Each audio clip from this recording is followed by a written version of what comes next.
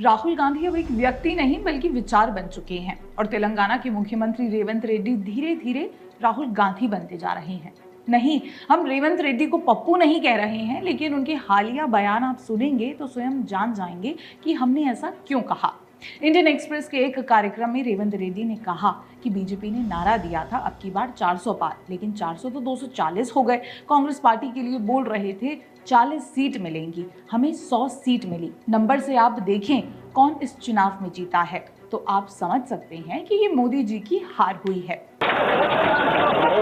सोचिए, मुख्यमंत्री के पद पर बैठा व्यक्ति भी राह चलते कांग्रेसी समर्थकों की तरह कुतर्क दे रहा है, लेकिन सिर्फ यही एक बात तो उनको राहुल गांधी नहीं बनाती।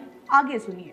राहुल गांधी अडानी ग्रुप पर लगातार हमलावर रहते हैं और तेलंगाना सरकार इसी अडानी समूह के साथ अलग अलग इन्वेस्टमेंट के समझौते करती रहती है। जब इसी दोगलेपन पर सवाल पूछा गया तो रेवंत रेड्डी कहते हैं कि प्रधानमंत्री नरेंद्र मोदी देश की संपत्ति अडानी को दे रहे हैं और हम इसी पैसे को अडानी से ले रहे हैं। इस बात की क्वालिटी देखकर लग रहा है कि जैसे आर्गुमेंट राहुल गांधी ने रेवंत रेड्डी को सिखाया है। कारण ये है कि इतना रद्दी आर्गुमेंट राहुल गांधी ही दे सकते हैं। खुद राहुल गांधी नरेंद्र मोदी पर संसद में खड़े होकर ये आरोप लगा चुके हैं कि मोदी अडानी को बाहर के देशों में कॉन्ट्रैक्ट दिलाते हैं। सवाल ये है कि अगर मोदी ऐसा करते हैं तो वे तब किसका पैसा अडानी को दे रहे हैं। अब तीसरी और सबसे महत्वपूर्ण बात, जिसके लिए हम आज रेवंत रेड्डी के ज्ञान को थोड़ा और बढ़ाने जा रहे हैं। रेवंत रेड्डी ने प्रधानमंत्री मोदी पर बड़े गंभीर आरोप लगाते हुए कहा कि वे भारत के प्रधानमंत्री हैं लेकिन गुजरात के प्रधानमंत्री की तरह बिहेव कर रहे हैं। वो विपक्ष की सरकारों को खत्म करने का प्रयास कर रहे हैं क्योंकि वे इन्वेस्टमेंट को गुजरात की तरफ मोड़ रहे हैं। और रेवंत रेड्डी का कहना है कि तेलंगाना का डेवलपमेंट मॉडल गुजरात मॉडल को काउंटर करता है। इन आरोपों में कोई व्यवहारिकता है?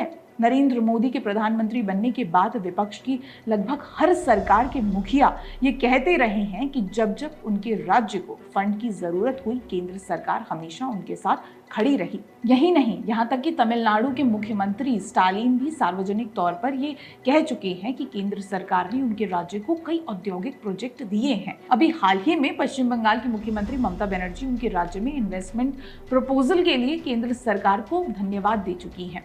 लगभग 7 दशक तक नॉर्थ ईस्ट के राज्यों को देश से काट कर रखा गया।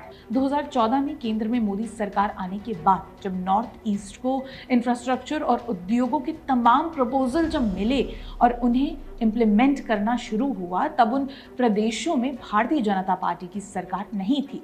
अभी हाल ही में केंद्र सरकार ने खराब आर्थिक परिस्थितियों के बाद केरल को आर्थिक मदद दी। केरल के मुख्यमंत्री या वहां की सत्ताधारी दल ये कह सकता है कि नरेंद्र मोदी गुजरात के प्रधानमंत्री की तरह बिहेव कर रहे हैं। दूसरी बात, रेवंत रेड्डी तेलंगाना को गुजरात मॉडल का काउंटर बता रहे हैं। तो क्या ये मान लिया जाए कि रेवंत रेड्डी का तेलंगाना मॉडल जो भी बनेगा वो विकास के खिलाफ तैयार होगा? ये सवाल हम इसलिए कर रहे हैं क्योंकि गुजरात मॉडल दुनिया भर में विकास के लिए जाना जाता है। तेलंगाना मॉडल बनेगा में फ्यूचर टेंस का इस्तेमाल इसलिए किया गया है कि अभी बना नहीं है। मॉडल कोई 1-2 वर्ष में तैयार नहीं होता। पहले पॉलिसीज बनती हैं, डेवलपमेंट का एक नया स्तर तैयार होता है और फिर जाकर उस पॉलिसी के वर्षों तक लगातार सफलतापूर्वक चलने के बाद उसे मॉडल कहा जाता है। गुजरात में यही हुआ। एग्रीकल्चर हो या इंडस्ट्रीज या फिर इंफ्रास्ट्रक्चर, हर सेक्टर में वर्षों तक काम किया और डेवलपमेंट दिखाकर प्रूव किया, तब जाकर इसे गुजरात मॉडल कहा गया। और उसका असर ये है कि इन्वेस्टर्स बार बार गुजरात को चुनते हैं। ऐसा नहीं हुआ कि पीएम मोदी 2001 में गुजरात के सीएम बने थे और रेवंत रेड्डी की तरह 1 साल के कार्यकाल में ही मॉडल बताने लगे। और बड़ी बात तो ये है कि गुजरात मॉडल जितने वर्षों का है उतने वर्ष अभी तेलंगाना को बने भी नहीं हुए हैं। क्या तेलंगाना की इंडस्ट्रियल पॉलिसी इतनी पुरानी या सफल है कि उसे मॉडल कहा जा सके? वैसे तो राजनीतिक गणित नहीं है, लेकिन चलो मान लेते हैं कि तेलंगाना ने बहुत विकास किया है, तो इसका क्रेडिट फिर केसीआर को जाना चाहिए। उसमें रेवंत रेड्डी की क्या भूमिका है? सबसे बड़ी बात, रेवंत रेड्डी कैसे भूल गए कि इसी वर्ष प्रधानमंत्री मोदी ने तेलंगाना के लिए 62,000 करोड़ रुपए योजनाओं की सौगात दी थी। इसी कार्यक्रम में तो रेवंत रेड्डी भी मौजूद थे, जहां उन्होंने प्रधानमंत्री मोदी को बड़ा भाई बताते हुए कहा था कि हमें विकास के लिए गुजरात मॉडल का पालन करना चाहिए। तो फिर 7 महीने में ऐसा क्या हुआ कि आज रेवंत रेड्डी को प्रधानमंत्री मोदी और गुजरात मॉडल की आलोचना करनी पड़ रही है? क्या ये सब राहुल गांधी के दबाव में कर रहे हैं? हम ये सवाल इसलिए कर रहे हैं क्योंकि हाल ही में तेलंगाना में अडानी ग्रुप के इन्वेस्टमेंट को लेकर उनके और राहुल गांधी के बीच मतभेद के कयास लगाए जा रहे थे और अब वे राहुल गांधी के सभी विचारों को पूरी तरह अपनाते हुए दिख रहे हैं।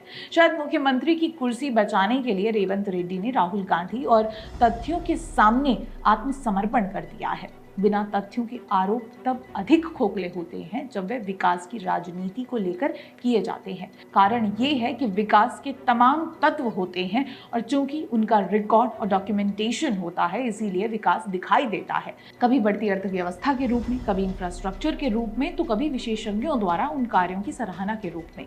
ऐसे में हमारी तो रेवंत रेड्डी को यही सलाह है कि राजनीतिक मामलों में तो बयानबाजी को सूत्रों के आधार पर सही ठहराया जा सकता है, पर आर्थिक मामलों या इकोनॉमी संबंधी तथ्यों को नकार कर अपनी बात मनवाई नहीं जा सकती।